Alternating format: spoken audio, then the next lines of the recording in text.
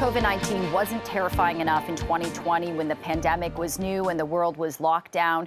Now imagine being a young adult, healthy, on your own, away from family for the first time, but then you get sick, and it's not COVID.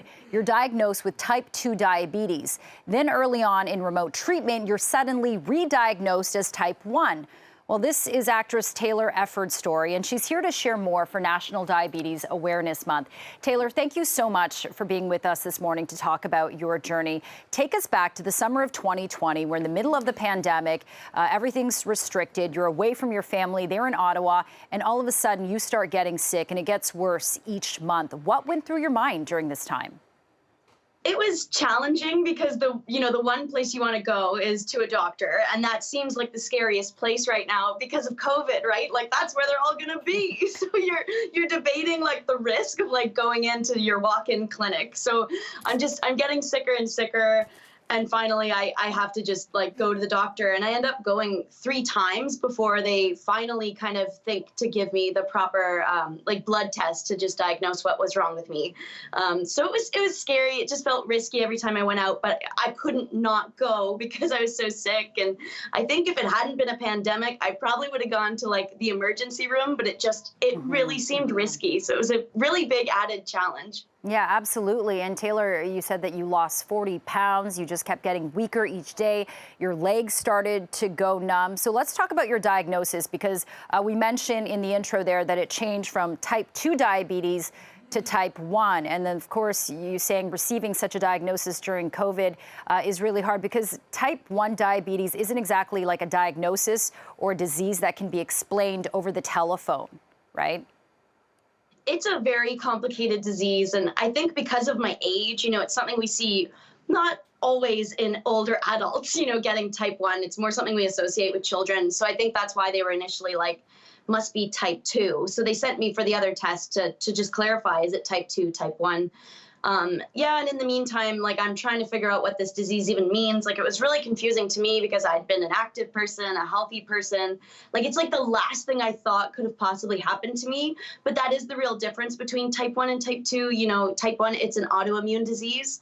And one day the body just shuts down the pancreas and you just lose all function out of your pancreas. And that's why you get so sick. Wow. Okay. And what are some of the other misconceptions about diabetes? Oh, there's so many. It's funny. It's like, oh, you must have done this to yourself. You ate too much sugar. And it's like, no, I really didn't do a thing wrong. Right. And that was one of the first things I clarified with the doctors, like, what did I do? And they're like, nothing. You did nothing. This is just this crazy thing that happens in some people. Autoimmune diseases are really tricky and sneaky like that. And we don't really know when your number's up with that type of thing. And so it just gradually shut off over that summer. And that's why I was just getting sicker and sicker. It's a really dangerous disease, like that numbness I was feeling in my leg. Like a lot of diabetics can end up with loss of limbs, blindness. There's like a lot of big side effects to this disease. So I'm glad we caught it before any of like the scary things happened. But yeah, I think the biggest misconception is just like how people think it's like normal, like how it's like, oh, that's not a big deal, right? Like they'll just like eat sugar when they need to. And it's actually so much more complicated than that. Right. And a really just dangerous disease. Yeah, you mentioned that people think it's just like, oh, just eat sugar, you'll be better. Kind of like you have high blood pressure, take a pill, it'll go down. But you're saying it's more complicated than that. And now you're advocating for provincial public access for a certain type of glucose monitor system that has made a big difference in your life. Can you talk more about that?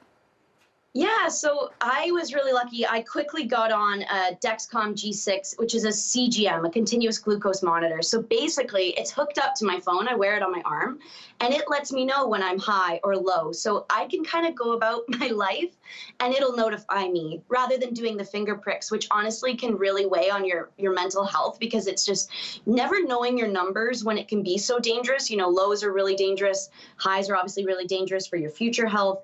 It's nice to just know that this thing will notify me at all times. And it's really crazy to me that we're not helped with the cost of these things when I really think it's like essential technology to the disease.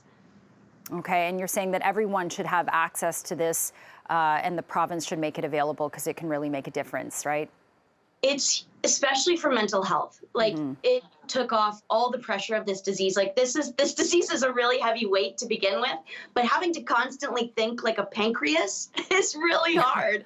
And it's hard to live a normal life when you're trying to think like an organ.